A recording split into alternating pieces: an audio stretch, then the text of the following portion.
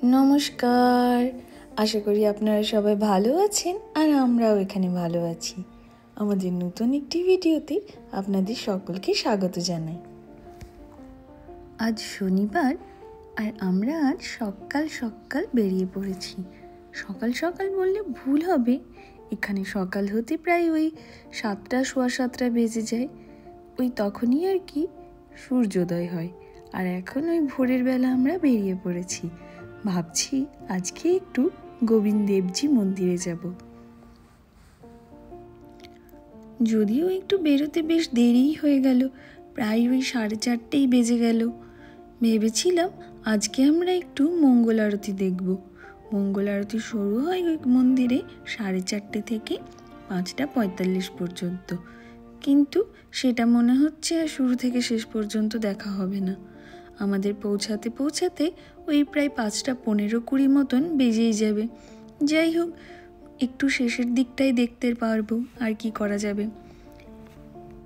গোবিন্দ দেবজি মন্দির আমাদের বাড়ি থেকে ওই 41-42 কিলোমিটার মতন দূরে, কিন্তু এখন ভোরের বেলা তো ট্রাফিক কম থাকবে, তাই সময়টাও একটু কমই লাগবে। দেখতে দেখতে আমরা প্রায় অনেকখানিই চলে এসেছি, বলা যেতে পারে ওই অর্ধেকটা রাস্তা মতো। এরকম খালি খালি সিটি দেখতে পাওয়া বেশ ভাগ্যের ব্যাপার। চট করে এরকম খালি খালি দেখা যায় না। হ্যাঁ, যদি না আপনি মধ্যরাত্রিতে বা একদম ভোরের বেলায় কোথাও যাতায়াত করেন তখন ছাড়া। আপনারা হয়তো অনেকেই জানেন, জয়পুর হলো ভারতবর্ষের ফার্স্ট প্ল্যান্ট সিটি। আর এই শহরটি নির্মিত হয়েছিল মহারাজা সবাই জয় সিং দ্বিতীয় উনার সময়কালে। এই যে দেখতে দেখতে আমরা অনেকটাই চলে এসেছি। এখনো পর্যন্ত বেশ সুন্দরভাবেই সাজানো আছে।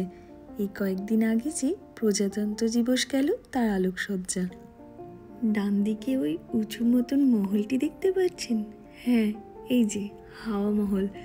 চলে এসেছি এখান থেকে ব্যাস আর ওই 1-2 মিনিটের মতো লাগবে। পৌঁছাতে পৌঁছাতে বেশ দেরিই হয়ে গেল। এখন মনে হচ্ছে মঙ্গল আরতির শেষটুকু যদি ভালোভাবে দেখতে পাই তাও অনেক। এর পরের যে আরতিটি হয় সেটি হলো ধূপ আরতি। থাক, সেটাই ভালোভাবে দেখব। এটা যতটুকু যা হয় তাতেই সন্তুষ্ট হতে হবে, আর কিচ্ছু উপায় নেই। এখানে দিনে ওই সব মিলিয়ে মোট 7 বার আরতি হয়ে থাকে। দাঁড়ান, আপনাদের একটু সামনের দিকটাকেও দেখায়। দূরে এই গেটটি দেখতে পাচ্ছেন? হ্যাঁ, এই গেটটি হলো সিটি প্যালেস যাওয়ার গেট। চলুন এবার পার্কিং করে নিয়ে ভিতরে যাওয়া যাক।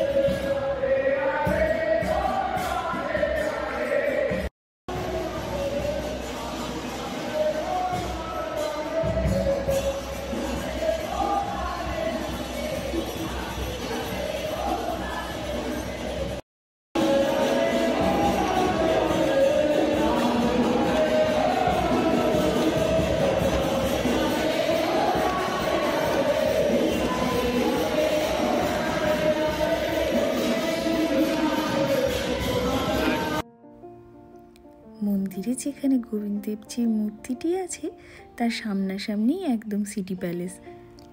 এসে যতক্ষণে পৌঁছালাম ততক্ষণে মঙ্গল আরতি প্রায় ওই শেষের মুখে, তাই ভাবলাম আপনাদের সঙ্গে ধূপ আরতিটাই আরেকবার ভালোভাবে দেখে তারপরেই ফেরত যাব।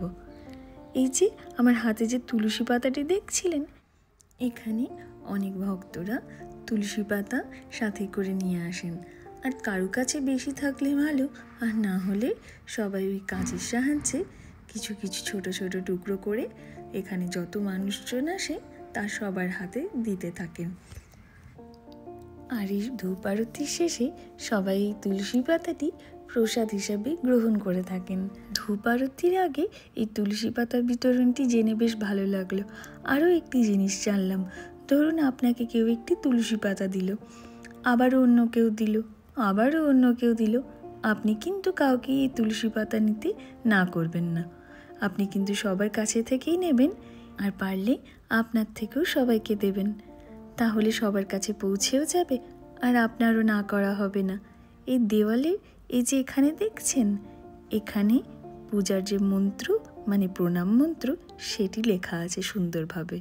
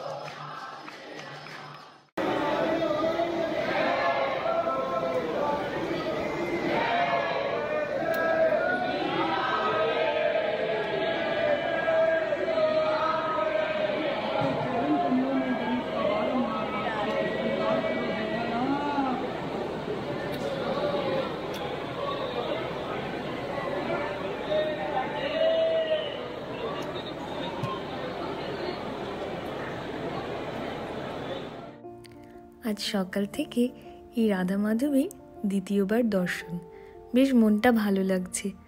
যাই এবার একটু সামনে থেকে প্রণাম করে আপনাদেরকে নিয়ে গিয়ে দেখায় যে যখন এই গোবিন্দদেবজিকে নিয়ে আসা হয়েছিল তখন ওনাকে এনে প্রথম কোথায় রাখানো হয়েছিল। চলুন।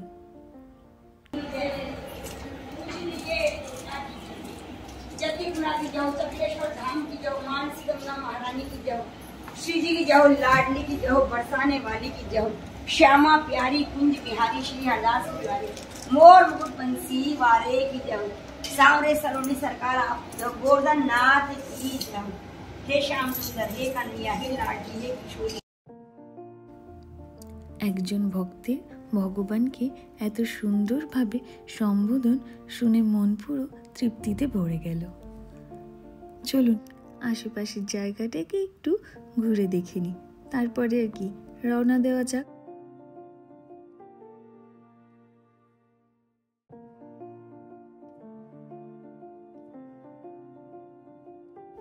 দাঁড়ান, আপনাদের একটু গাছটাকে ভালোভাবে দেখায়। এই যে ওপরে দেখুন একবার তাকিয়ে, যেগুলোই ওপরে বাবুই পাখি বাসার মতন ঝুলছিল ওগুলো আসলে বাবুই পাখির বাসার মতো দেখতে হলেও ওগুলি বাদুড়। গাছটিতে প্রচুর বাদুড় রয়েছে। পায়রাগুলি বেশ সুন্দর উঠছে, দেখতে বেশ ভালো লাগছে। মনে হচ্ছে আর কিছুক্ষণ দাঁড়িয়ে যায়, কিন্তু আজ আর দাঁড়িয়ে থাকলে হবে না।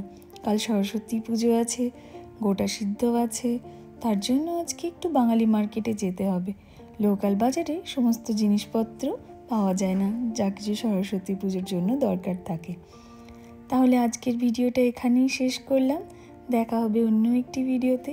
ততক্ষণের জন্য ভালো থাকবেন, সুস্থ থাকবেন। টাটা।